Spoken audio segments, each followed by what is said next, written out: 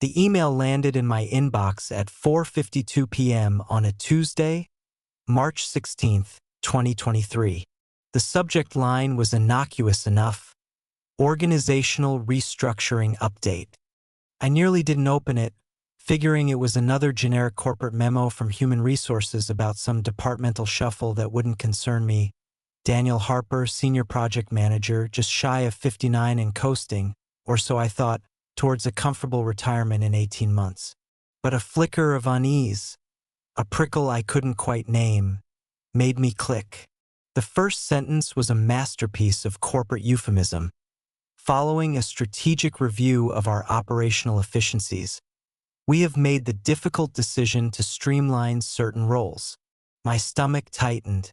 I scanned down, my eyes jumping past the platitudes about valuable contributions and future success. And then I saw it, a paragraph addressed specifically to me by name. Daniel Harper, your role as Senior Project Manager has been identified as redundant. Your last day of employment with Innovatech Solutions will be Friday, March 19th, 2023. 3 days.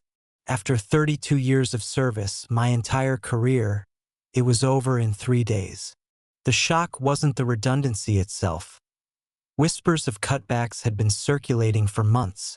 The real gut punch, the betrayal that still makes my blood run cold when I think about it, was what they tried to do with my pension.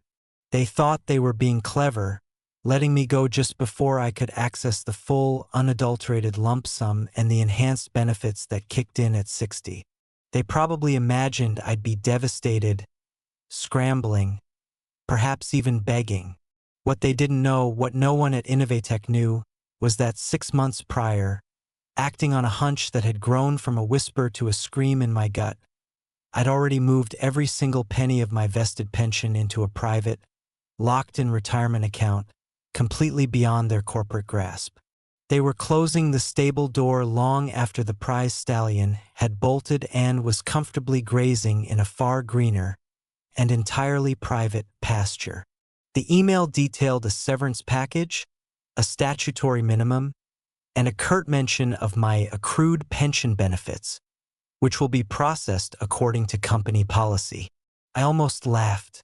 Their policy, as I knew from a deep dive into the employee handbook and subsequent consultations with a financial advisor, was designed to claw back as much as possible if an employee left before the official retirement age, especially under circumstances like redundancy.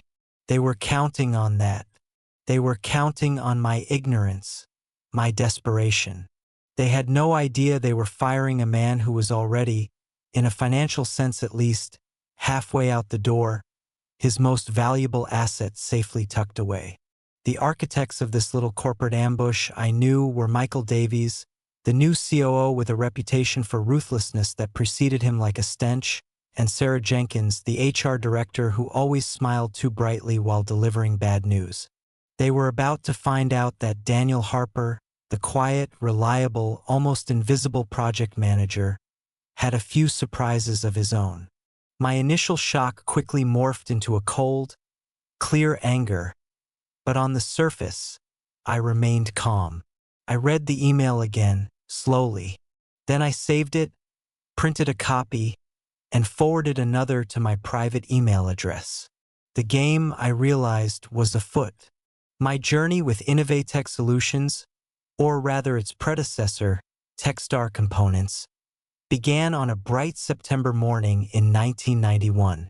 I was a fresh-faced 27-year-old, armed with an engineering degree and a boundless optimism for the burgeoning tech industry.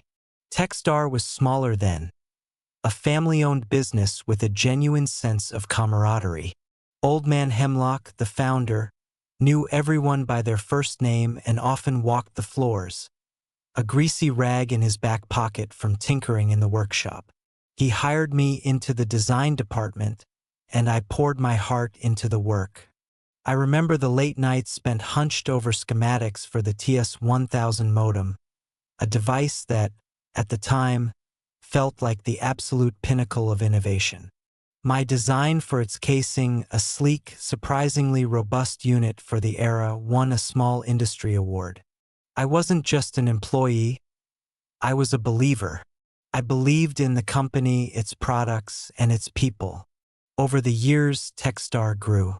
It merged, it acquired, and it was eventually swallowed by a larger conglomerate, rebranding as Innovatech Solutions. The family feel gradually eroded, replaced by corporate structures, quarterly reports, and an ever-increasing distance between the executives on the top floor and the people like me who did the actual work. But I remained. I adapted. When the shift from hardware to software solutions began, I retrained, taking evening classes in project management, eventually moving into that role. I saw colleagues come and go, chasing higher salaries or escaping the latest wave of synergy-driven restructuring. But I stayed. Innovatech was, for better or worse, my professional home. My wife, Clara, and I had built our life around that stability. Our mortgage on the little house on Elm Street, the kids' college funds, the quiet certainty of our future. It was all underpinned by my steady employment at Innovatech. I wasn't a clock watcher, never one to shirk responsibility. My performance reviews were consistently exceeds expectations. I spearheaded the AlphaCore project rollout in 2012, a complex software integration that saved the company, by conservative estimates, close to $1 million in its first year. I mentored junior staff, willingly shared my knowledge, and always put the company's interests first. My pension contributions were religious, the maximum allowed, every single month for 32 years. It was my nest egg, my reward for decades of loyalty. Clara and I had plans. We dreamt of a small cottage near the coast, of leisurely mornings spent gardening, of finally having the time to travel, to see the national parks we'd only ever read about. Those dreams weren't extravagant, but they were ours, built on the bedrock of my career and the pension I was diligently accumulating. I suppose that's why the betrayal, when it came, felt so personal. It wasn't just about the money. It was about the years of my life, the dedication, the quiet sacrifices I'd made, all seemingly dismissed with a 3-paragraph email. They weren't just trying to take my pension. They were trying to rob me of the future I'd so carefully, so loyally built. The first real tremor that unsettled my comfortable complacency arrived about a year before that fateful email, around February 2022. It was subtle, like the almost imperceptible shift in barometric pressure before a storm. Michael Davies had been appointed Chief Operating Officer. He came from a venture capital background, known for aggressive cost-cutting and optimizing companies for quick sales or breakups. His introductory town hall was all slick presentations and corporate jargon, leveraging synergies, right-sizing, value extraction. Older employees like myself exchanged wary glances. We'd seen his type before. Then came the consultants. Squads of them, young, bright, armed with spreadsheets and a complete lack of understanding of the company's actual work, started roaming the halls. They interviewed everyone, their questions often pointed and leading. I remember one particularly unsettling session with a consultant named Jessica, barely out of college, who kept asking about redundancies in skill sets within my project management team. I defended my team, of course, highlighted our efficiency and our long track record of successful projects. But the seed of doubt had been planted. Around July 2022, the company announced a voluntary early retirement package. It wasn't particularly generous, and it was clearly aimed at shedding older, more expensive staff. A few colleagues took it, eager to escape what they perceived as a worsening atmosphere. I considered it briefly, but the numbers didn't quite add up for me and Clara. We were close, but not quite there, and I still felt I had value to contribute. Besides, my specific pension plan had a significant uplift once I hit 60, an age I was fast approaching. The real alarm bell, the one that finally spurred me to action, rang in September 2022. I was CC'd, perhaps accidentally, on an email chain between Davies and Sarah Jenkins, the HR director. The subject was Project Evergreen, Phase 2 costings. Most of it was financial gobbledygook, but one line, attributed to Davies, jumped out at me: need to factor in projected savings from headcount reduction in Q1 2023, especially pre-vesting H2 retirees. Pre-vesting H2 retirees. My blood ran cold. While my main pension was vested, there were certain enhanced benefits, a significant lump sum option, and healthcare riders that only became fully accessible and protected at my 60th birthday, which was in the second half H2 of the upcoming year. Davies wasn't just talking about general layoffs, he was specifically targeting people like me, people on the cusp of full retirement benefits. The callousness of it, the calculated cruelty, was breathtaking. That night, I couldn't sleep. I explained my fears to Clara. She listened patiently, her brow furrowed with worry. "What can you do, Dan?" she asked. "They hold all the cards, don't they?" That was when the quiet, methodical project manager in me kicked in. "Maybe not all of them," I replied. The next day, I made an appointment with an independent financial advisor, someone with no connection to Innovatech. I took him through my pension documents, the Project Evergreen email snippet, which I discreetly printed, and my concerns. His name was Arthur Finch, a sharp, no-nonsense man in his late 60s.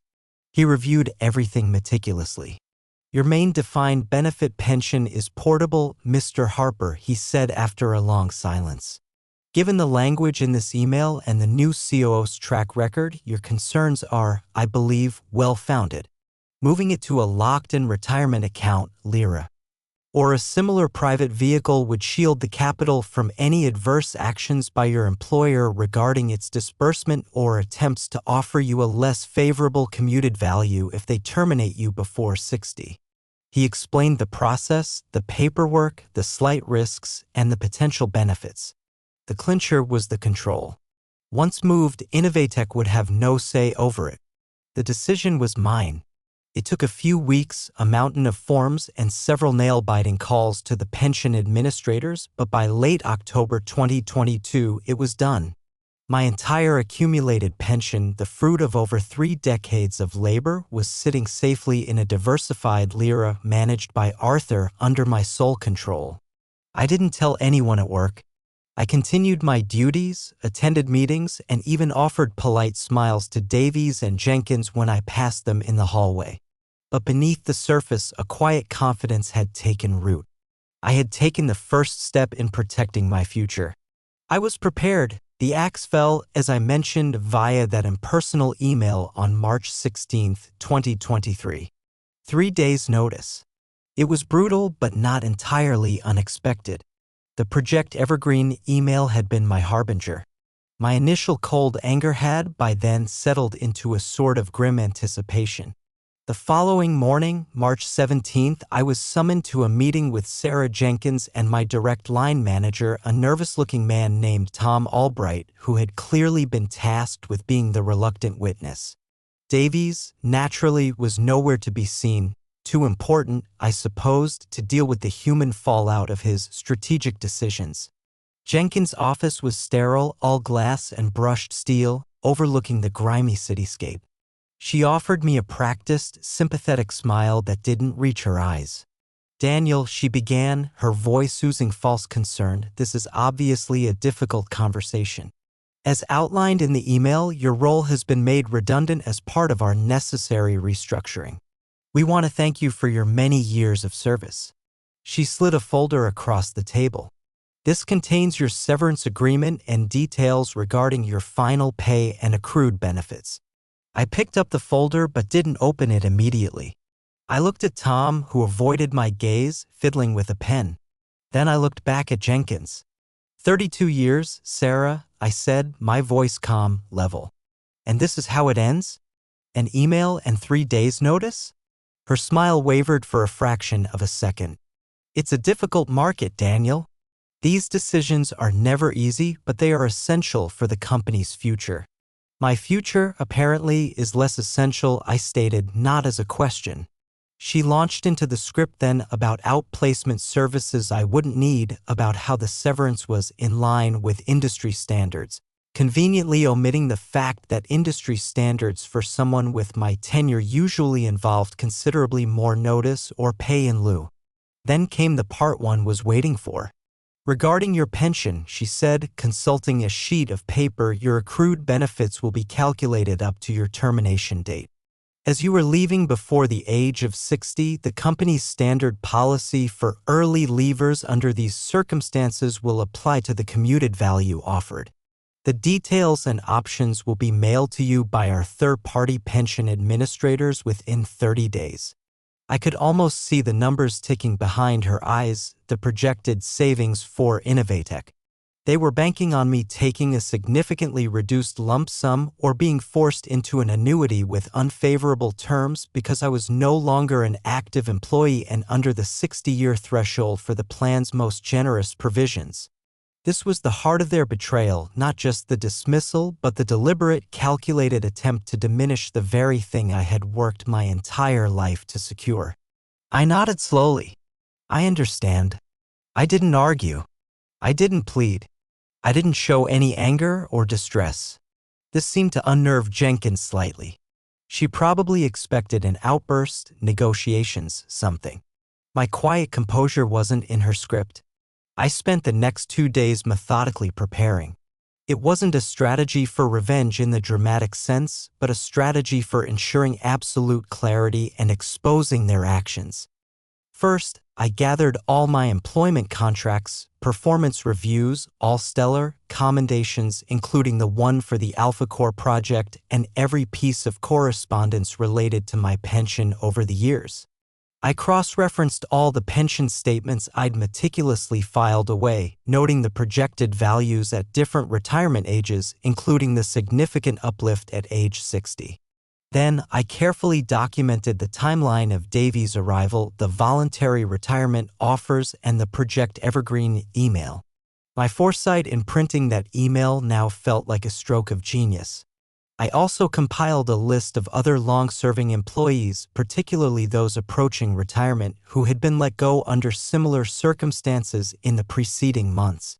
A pattern was emerging, one that looked suspiciously like a concerted effort to shed older, more expensive employees just before their pensions fully matured.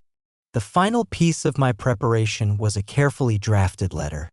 It wasn't addressed to Jenkins or Davies. It was addressed to the Board of Directors of Innovatech Solutions, and a copy was prepared for the Office of the Superintendent of Financial Institutions, the regulatory body overseeing pensions in our jurisdiction. My meeting with Arthur Finch, my financial advisor, had been invaluable here. He'd explained the legal and regulatory avenues available if a company was seen to be acting in bad faith regarding pension obligations, especially if there was a pattern of behavior suggesting age discrimination or a constructive dismissal aimed at avoiding pension liabilities. On my last day, Friday, March 19th, I didn't make a scene. I cleared my desk, packed my few personal belongings into a small box, and said quiet goodbyes to the few colleagues who dared to approach me. Jenkins had sent an email saying I was leaving to pursue other opportunities, another corporate lie. As I walked out of the Innovatech building for the last time, I didn't look back. I felt a strange sense of calm. They thought they had one. They thought they had outsmarted Daniel Harper. They were about to receive a very polite, very detailed, and very public correction. The Monday after my unceremonious departure, March 22, 2023, was a busy one. First thing in the morning, I sent my meticulously prepared package via registered mail to each member of the Innovatech Board of Directors at their home addresses, which I'd managed to find through publicly available records and a bit of diligent online research. A second, identical package went to the Office of the Superintendent of Financial Institutions, OSFI.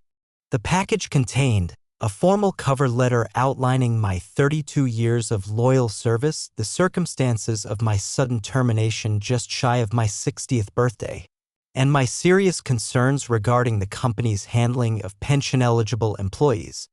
It included copies of my glowing performance reviews, commendations, the Project Evergreen email with Michael Davies' damning quote, a summary of my pension status, carefully omitting the fact I'd already moved the funds, letting them believe it was still under their potential influence for a little longer, and a list of other senior employees recently terminated under similar conditions. My letter didn't make accusations of outright illegality, not yet. Instead, it posed pointed questions about Innovateka's adherence to its own code of conduct, its fiduciary responsibilities regarding pension funds, and the potential for systemic age discrimination.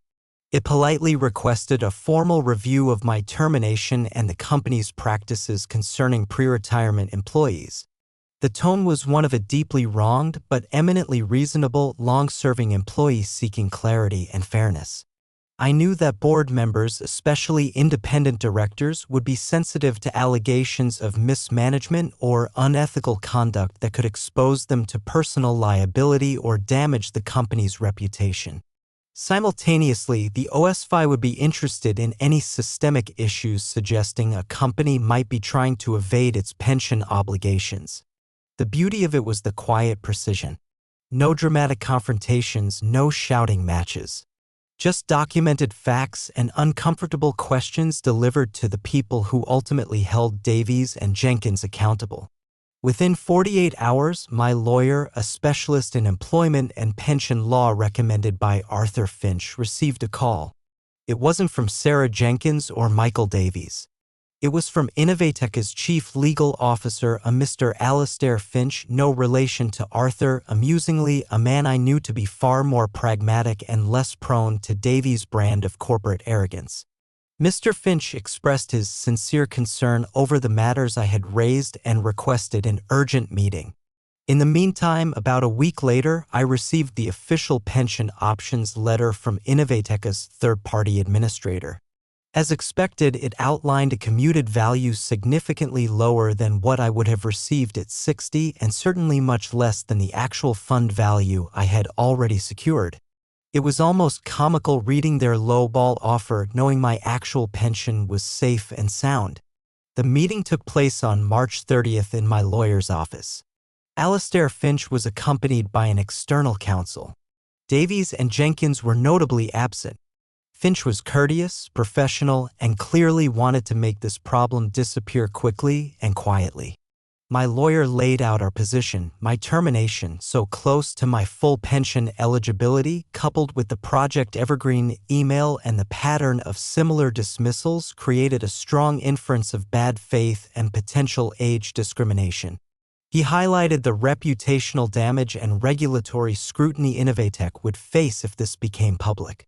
Then came my quiet moment of satisfaction.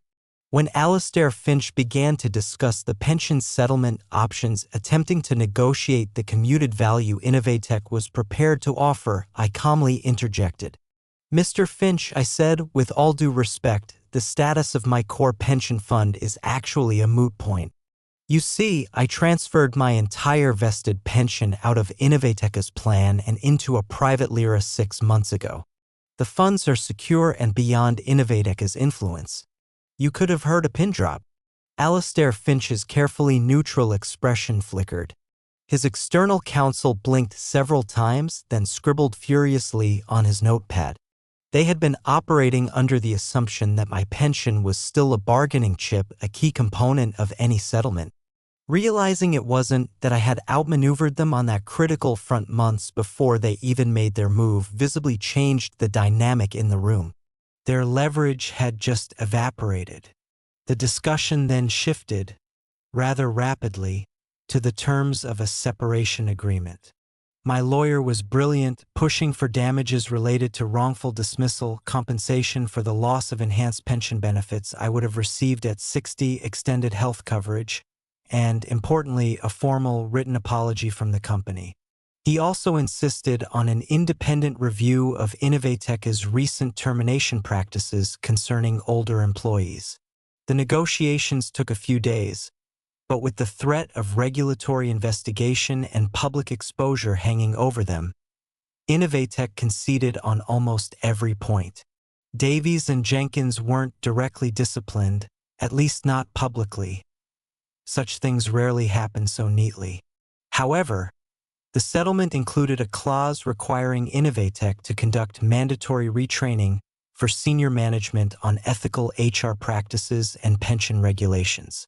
And, satisfyingly, the independent review did lead to improved severance packages for several other employees who had been let go under questionable circumstances around the same time I was. My revenge wasn't about destroying the company. It was about accountability and ensuring they couldn't do this to others without consequence. It was about the quiet satisfaction of knowing I had protected myself and, in a small way, stood up for fairness. The final settlement was more than generous. More importantly, I had my dignity and the knowledge that I hadn't been a passive victim. The settlement money, when it arrived, was substantial. Combined with my already secured pension, Clara and I were in a far better financial position than we would have been had I simply retired at 60 under normal circumstances. It was an ironic outcome, born from their own greed and my refusal to be blindsided. We didn't buy a coastal cottage immediately. The experience, as calmly as I navigated it, had shaken me. It forced a reevaluation of what was truly important. The trust I'd placed in an institution for over 3 decades had been shattered, and that left a mark. For a few months, I simply decompressed. I spent time with Clara, rediscovered hobbies I'd long neglected, woodworking, reading history, and took long walks, just processing everything. The anger faded, replaced by a sense of quiet victory and, eventually, peace. The formal apology from Innovatech, signed by the CEO, arrived by courier. It was carefully worded, full of corporate speak about regretting the circumstances and valuing my contributions. But it was an apology nonetheless. I filed it away with the other documents, a final piece of a closed chapter. What happened to Michael Davies and Sarah Jenkins? I heard through the grapevine that Davies' ambitious plans for a quick company flip were significantly derailed by the internal reviews and the quiet scrutiny that followed. His star apparently dimmed considerably within Innovatech. Jenkins, I believe, remained in her role, perhaps a little more chastened, a little more aware that not every employee is a pushover. The real victory, for me, wasn't just financial. It was the reaffirmation of my own agency. I hadn't been a faceless cog easily discarded. I had been underestimated, and I had used their own corporate playbook, their reliance on procedure and their fear of reputational damage, against them. In the autumn of 2023, Clara and I finally bought that small place by the sea. It's not grand, but it's ours. I have a small workshop where I tinker with wood, and Clara has her garden. The pace of life is slower here, more deliberate. Sometimes, when I'm looking out at the ocean, I think about Innovatech and those final few weeks. There's no bitterness anymore. Instead, there's a profound sense of gratitude for Clara's unwavering support, for Arthur Finch's sound advice, and strangely enough, for that Project Evergreen email that inadvertently gave me the warning I needed. That email was a betrayal, yes, but it was also a catalyst. It pushed me to take control of my future in a way I might not have otherwise. My story isn't one of high drama or explosive revenge. It's about quiet diligence, foresight, and the surprising power one individual can wield when they refuse to be a victim. It's a reminder that sometimes the best defense is a good, well-prepared offense, executed calmly and intelligently. I was let go just before retirement, but I'd already moved my pension out. They thought they were ending my story, but in reality, they just helped me start a much better chapter.